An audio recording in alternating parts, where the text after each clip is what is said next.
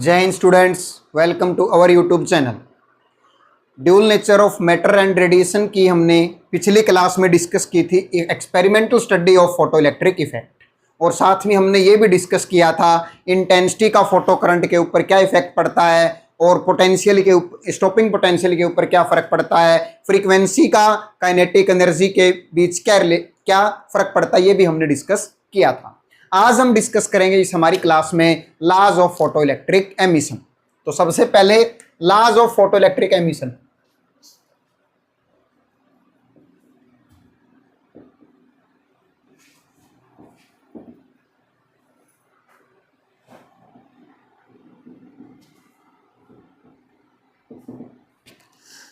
अब जो experimental study की गई थी फोटो इलेक्ट्रिक इफेक्ट की, इसकी ऑब्जर्वेशंस के बेस पे कि जो फोटो करंट होता है वो इंटेंसिटी के ऊपर डिपेंड करता है और जो स्टॉपिंग पोटेंशियल होता है वो फ्रीक्वेंसी के ऊपर डिपेंड करता है। इस बेस पे फोटो इलेक्ट्रिक एमिशन से रिलेटेड कुछ लॉज भी बनाए गए थे। वो लॉज क्या थे देखिए, इनमें फर्स्ट लॉ था ये, for a given material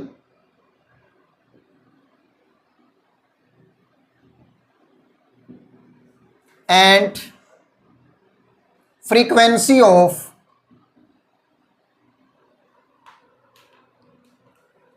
incident light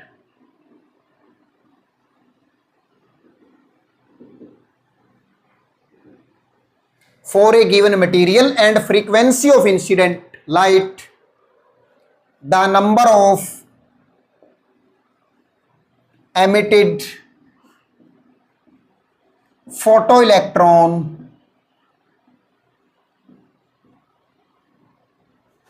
per unit per second is directly proportional to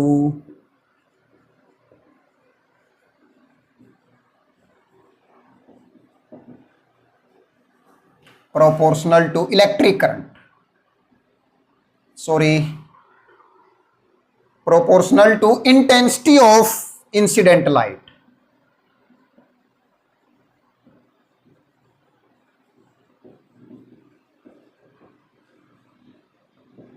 Intensity of incident light.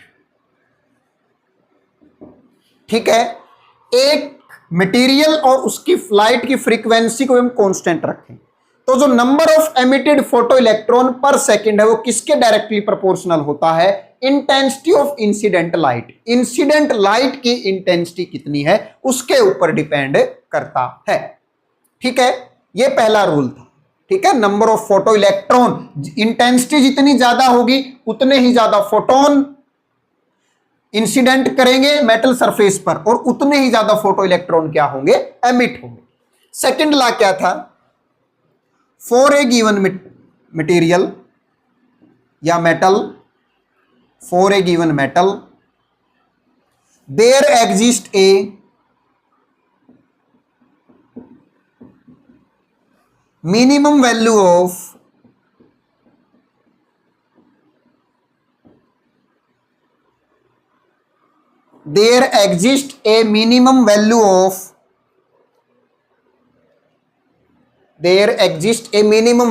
frequency below which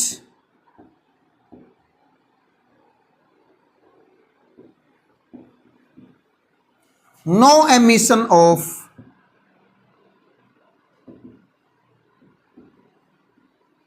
photoelectron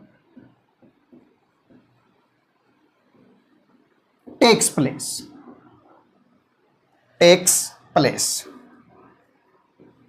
We call that frequency threshold frequency.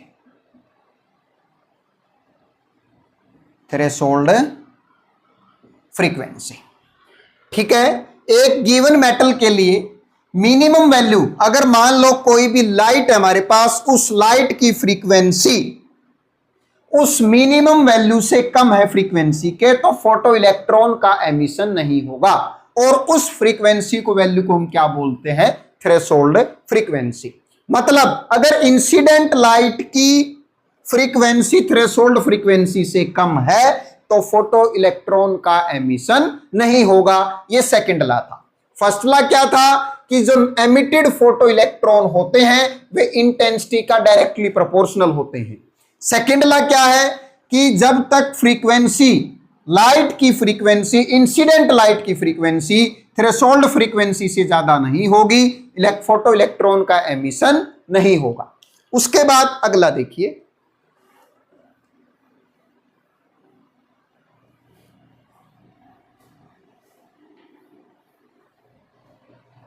Third,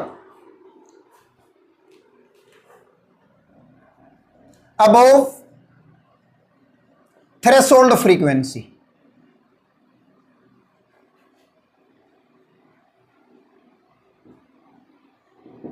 threshold frequency से ऊपर क्या होता है? Stopping potential.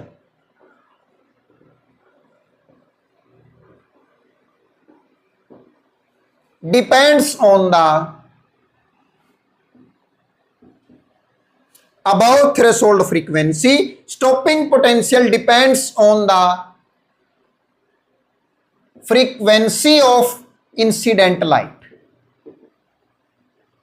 Incident light, photon भी कह सकते हैं, incident photon, ठीक है। And independent of intensity of light.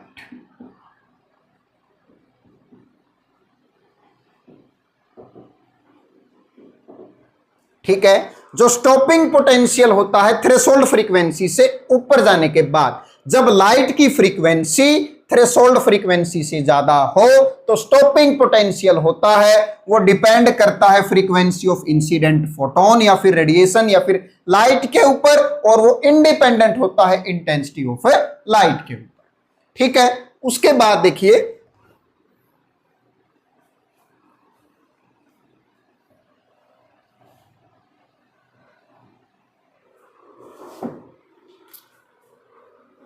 इसी में photo current is depends upon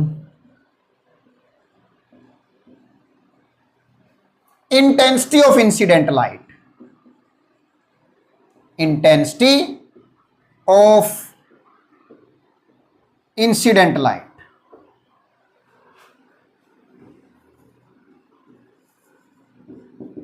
ठीक है, जो फोटो करंट होता है वो किसके ऊपर डिपेंड करता है? Intensity of incident light.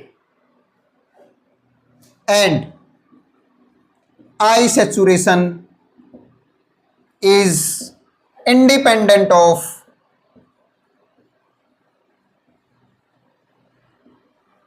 Frequency of light.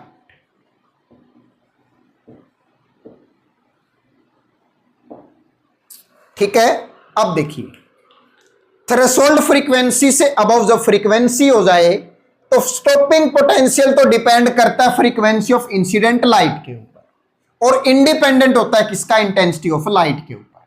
ठीक है, और जो फोटो करंट है वो इंटेंसिटी के ऊपर डिपेंड करता है, और जो आई सैचुरेशन की वैल्यू है वो फ्रीक्वेंसी के क्या होती है? इंडिपेंडेंट होती है, उसके ऊपर डिपेंड नहीं करता। अगर लाइट की इंटेंसिटी सेम है, फ्रीक्वेंसी चाहे चेंज हो जाए, आई सैचुरेशन की वैल्यू क्या रहेगी? सेम रहेगी। ठीक है, अगला फोर्थ,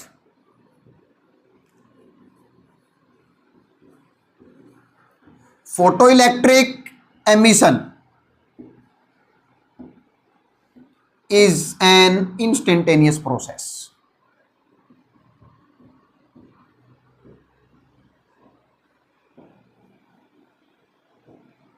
ठीक है, ये बिल्कुल इंस्टेंटेनियस प्रोसेस होती है। जो टाइम होता है the emission of photo electron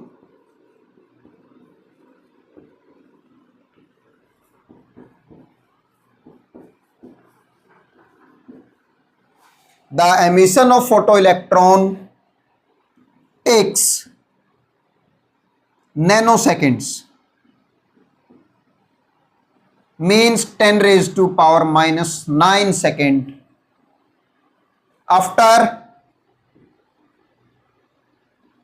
incident of light.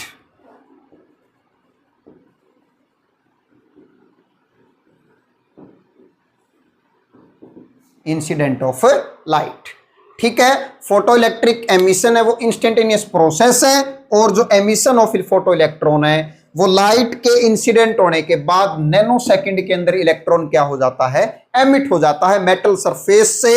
Nano second में इलेक्ट्रॉन क्या हो जाता है, बाहर निकल जाता है, ठीक है। 10⁻⁹ सेकंड में, इतना कम, मतलब बिल्कुल इंस्टेंट प्रोसेस है बिल्कुल, ठीक है।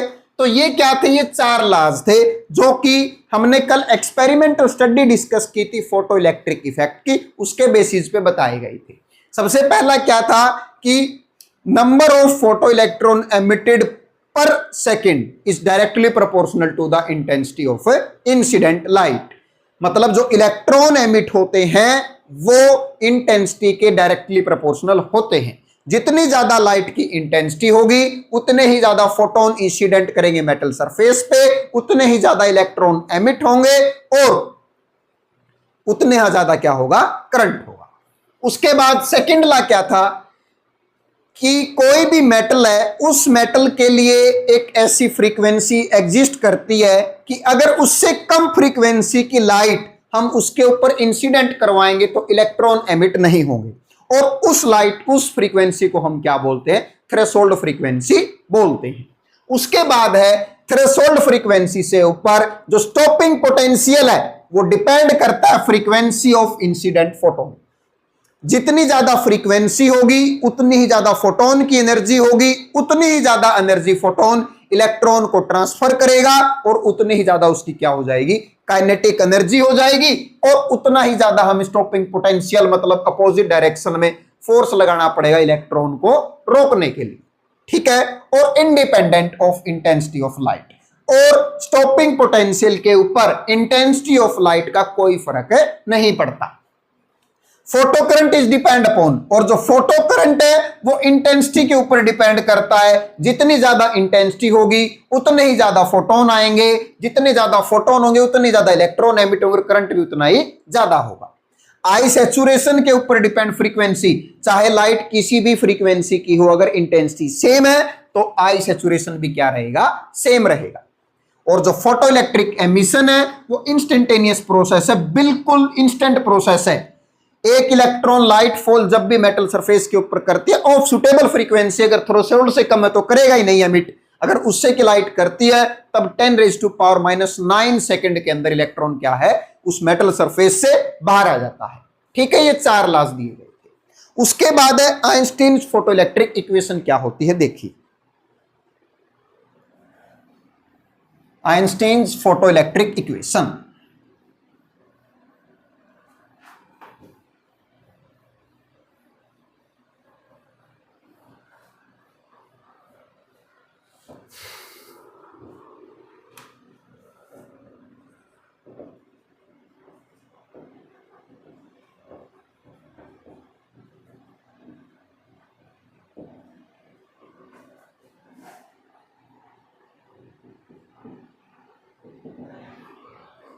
अब देखो क्या होता है, मान लो ये एक मेटल सरफेस है ऐसे, ठीक है, और हमने इसके ऊपर फोटोन जो एम वेव है वो आई, न्यू उसकी फ्रीक्वेंसी है, और एच क्या हो जाएगा, सॉरी एनर्जी क्या हो जाएगी, एच, ठीक है। इस मेटल सरफेस का वर्क फंक्शन फाइ नॉट है, ठीक है। और मान लो जैसे इसके ऊपर फॉल हुआ तो इलेक्ट्रॉन यहां से क्या निकल गया, बाहर निकल गया, जिसकी काइनेटिक एनर्जी क्या है, ई है। अब ये देखो, अब यहां से क्या हुआ, ई एनर्जी का फोटोन आया, कुछ एनर्जी तो किसमें यूज हो गई, वर्क फंक्शन को ओवरकम करने में, उसके यहां से इलेक्ट्रॉन को निकलने में एनर्जी यूज हो गई, और बाकी जो इसमें से एनर्जी बची वो किसमें यूज हो गई, इलेक्ट्रॉन को काइनेटिक एनर्जी दे रहे, ठीक है। तो देखिए when a photon is incident on a metal surface,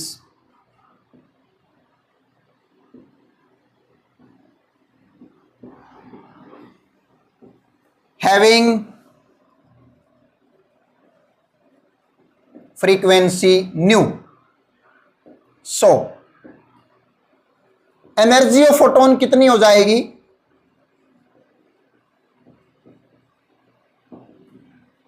H new हो जाएगी। इसको न्यू बोलते हैं, फ्रीक्वेंसी को इसी हम डिनोट करते हैं। ठीक है, अब इतनी टोटल एनर्जी है। Now some of energy, some part of energy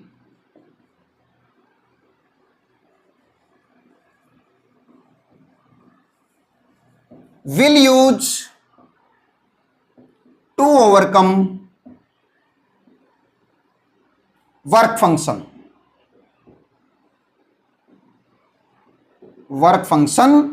of metal। Metal surface के वर्क फंक्शन को ओवरकम करने के लिए कुछ न कुछ एनर्जी का पार्ट यूज हो जाता है। ठीक है, mean to eject electron from metal surface,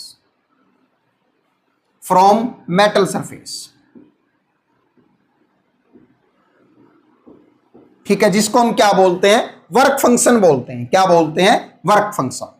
ठीक है, and remaining part of energy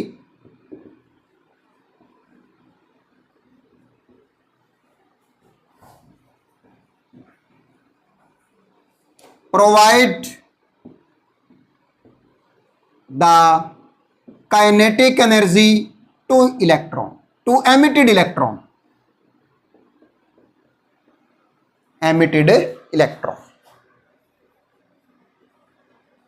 ठीक है, अब देखो इस एनर्जी का, इसकी न्यू फ्रीक्वेंसी एनर्जी इतनी हो गई, इस फ्रीक्वेंसी का कुछ पार्ट तो इलेक्ट्रॉन को एमिट होने में खर्च हो जाता है एज वर्क फंक्शन। ठीक है, और कुछ जो पार्ट बच गया उससे इलेक्ट्रॉन क्या गेन कर लेता है? काइनेटिक एनर्जी गेन कर लेता है। ठीक है, सो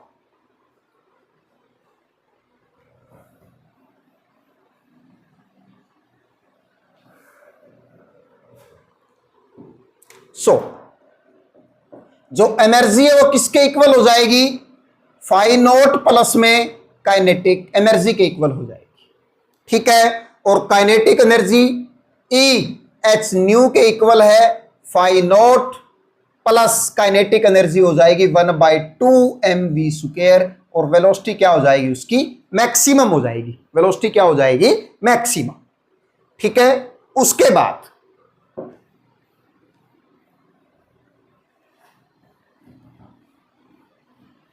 अब मान लो कि जो लाइट आ रही है उसकी फ्रीक्वेंसी थ्रेशोल्ड फ्रीक्वेंसी के equal. If incident photon have frequency as equal to threshold frequency of metal. ठीक है, इक्वल हो तो क्या हो जाएगा? तो उसकी थ्रेशोल्ड फ्रीक्वेंसी कितनी है? न्यू नोट है। ठीक है, तो देखिए इक्वेशन, इसको इक्वेशन 1 मान लेते हैं। देन इक्वेशन 1 विल बी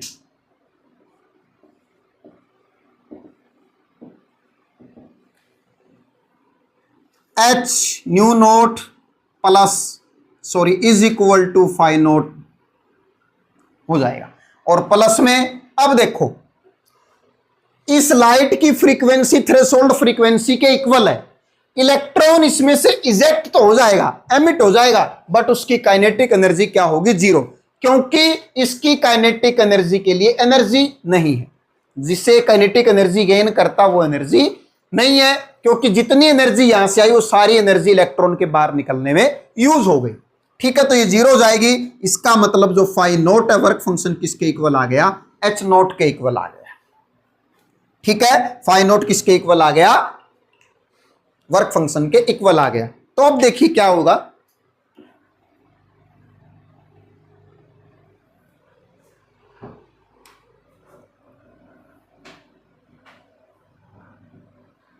हमारे पास इक्वेशन थी h nu is equal to h nu naught plus में 1/2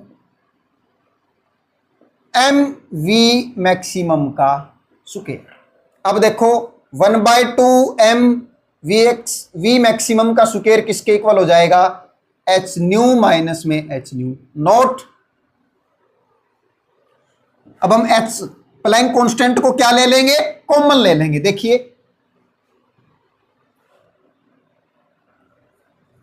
m v maximum square is equal to h nu minus में न्यू नॉट। और इसी को हम क्या बोलते हैं, इसी को हम बोलते हैं Einstein photoelectric equation.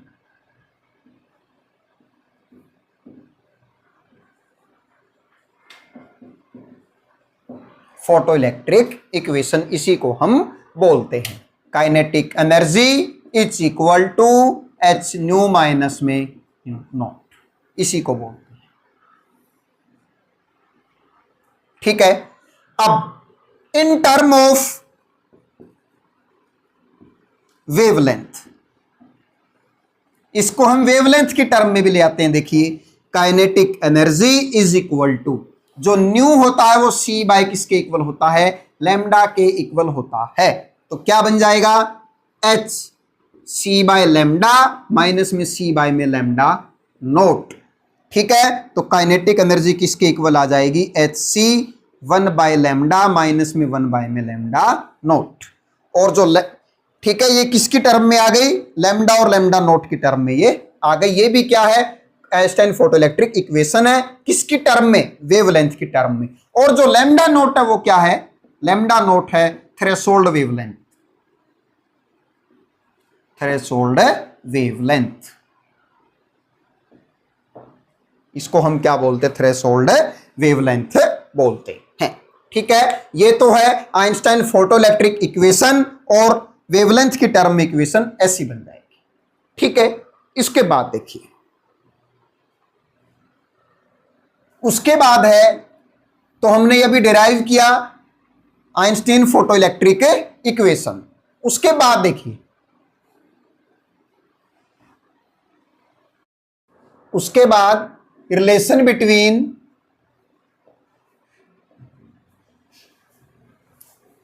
Stopping potential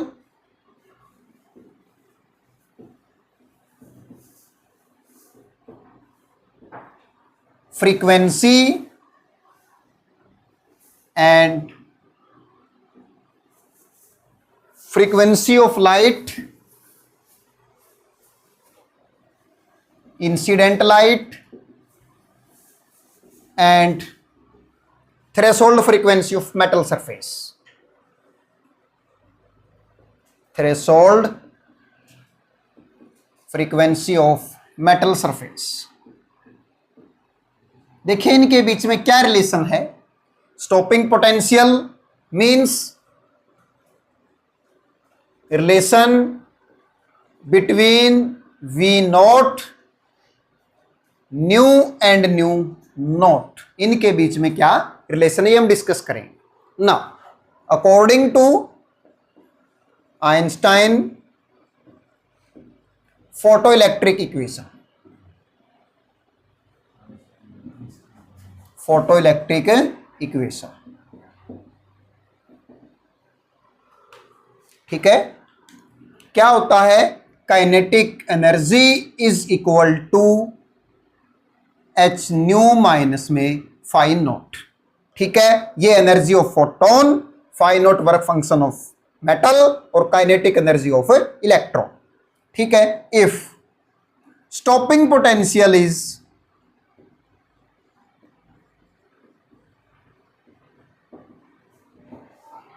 v naught, अगर स्टॉपिंग पोटेंशियल वी नॉट है and charge on an electron